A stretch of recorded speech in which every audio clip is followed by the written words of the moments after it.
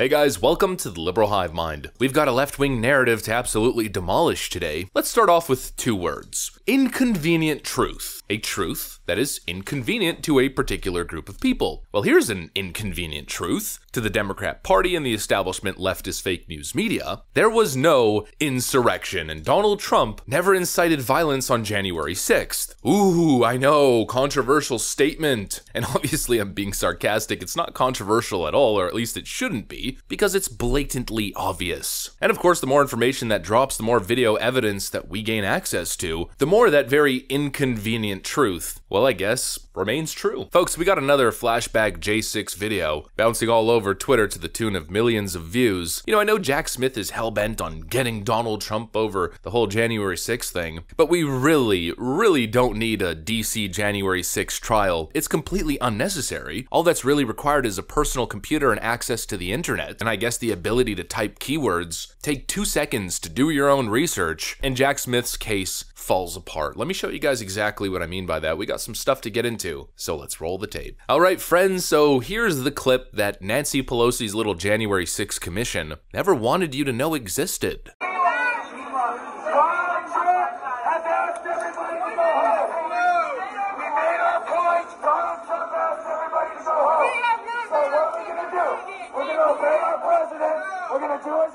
Respect our landmarks! Respect the Capitol!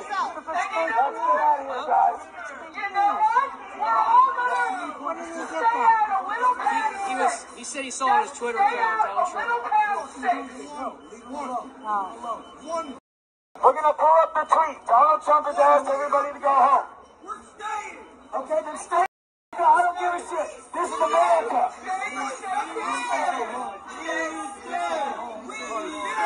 You guys want to stay? That's fine. Donald Trump has asked everybody to go home. Yeah, hold on, wait, read this. Hold on. Here, read this. Read it. Donald Trump, quote, I am asking for everyone in the U.S. Capitol to remain peaceful, no violence. Remember, we are the party of law and order. Respect our law enforcement, and men and women in blue. So that's before entry was made into the Capitol. That's Jacob Chansley, a man who was sentenced to a federal prison sentence over his supposed involvement in a violent overthrow of the U.S. government. He is literally telling people to not go into the Capitol to remain peaceful, and those aren't his own words. No, he's quoting the president, Donald Trump. How can you possibly be guilty of insurrection or fomenting a violent overthrow of the government when you're literally on record telling people to go home, and there's video evidence of people on the ground that day having received that message and telling people to go home and turn around and not commit violent acts? You know, I don't get how it's even an argument. Leftoids go, well, how could you possibly defend Donald Trump? He tried to overthrow the government. What are you missing? How many times do we have to play this clip? I know your pain. I know you're hurt. But you have to go home now. We have to have peace. We have to have law and order. We have to respect our great people in law and order. We don't want anybody hurt. It's a very tough period of time. Not to mention, back on January 6, 2021, Twitter put a warning label on that video. This claim of shenanigans is disputed, and this tweet can't be replied to, retweeted, or liked due to risk of violence. Risk of violence? Could you imagine rewriting history in real time when the President of the United States is telling people to go home and to be peaceful, and you decide to reframe that as a call to violence or risk of violence? Jack Smith should have no case. You know, the fact that he got a grand jury to indict the former president to begin with just goes to show how easily corrupted the justice system can become when you introduce vendettas and political biases. There is absolutely no argument to be made whatsoever. Yet Democrats will continue to make the most nonsense, out of this world, outlandish arguments. I mean, for instance, what's going on right now as they attempt to remove Donald Trump from ballots, the arguments the top Democrats are making are completely detached from reality, the facts. It's essentially incoherent nonsense. How quickly do you think that the Supreme Court will weigh in on this, if they will at all? You assume that they will, right? Yeah. I mean, under constitutional federalism, every state is ultimately going to control its own ballot access and access to candidates for the ballot. And that is obviously difficult when we're talking about electing the president, who is the one official we've got in America who is supposed to represent the entire country.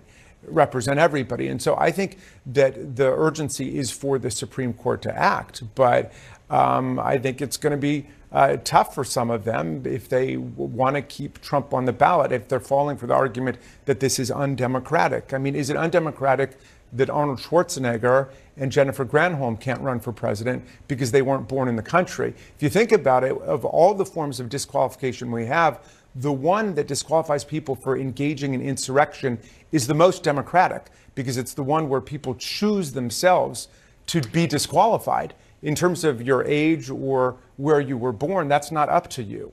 But Donald Trump is in that tiny, tiny number of people who've essentially disqualified themselves. To be a Democrat representative, and not just any Democrat representative, but part of the top brass of the Democrat Party, this is Nancy Pelosi's freaking henchman, to be that guy and to say something so inexcusably unconstitutional, there's simply no justification for it. Donald Trump engaged in insurrection and he disqualified himself. Section 3 of Article 14 applies because we decided that he engaged in insurrection. Everybody's ignoring the fact, the Democrat interpretation of the 14th Amendment is completely incorrect. You don't just go to Section 3 of Article 14 and then a Secretary of State just decide that Donald Trump is guilty of insurrection and then remove him from the ballot. There's a process for it. It's called Section 5 of the 14th Amendment, which specifically states that Congress has the sole authority to pass laws relating to insurrection, and that essentially that standard has to be met before finding somebody guilty of insurrection. Not to mention the whole issue with whether the president is an officer of the United States. It seems as though there's legal precedent to suggest that the title officer does not apply to presidents. Then there's the element of presidential immunity. The reality here is that these Democrats are talking out of their behinds. Jamie Raskin claims that being disqualified based on engaging in insurrection is the most democratic form of disqualification. A very weird statement to make. Yeah, so democratic. Pulling your political opponent off the ballot without any due process because your little goon Democrat Secretary of State decided for the rest of the state who they can and can't vote for. I mean, how utterly ridiculous. That's what's so frustrating about all of these processes. Everything that's currently going on with all of these indictments and attempts to remove Trump from the ballot, all of these cases are built on mountains and mountains of lies. I mean, for Pete's sakes, Mrs. Shenna Bellows, Maine Secretary of State, used freaking YouTube clips as official evidence in her decision to remove Trump from the ballot. Cherry-picked nonsense videos, and of course, ironically enough, the literal most watched, most relevant clip was simply omitted. The one I showed you previously, or actually the two that I showed you previously. These cases aren't serious. These Democrats aren't serious. The question is the American electorate going to let them get away with this desecration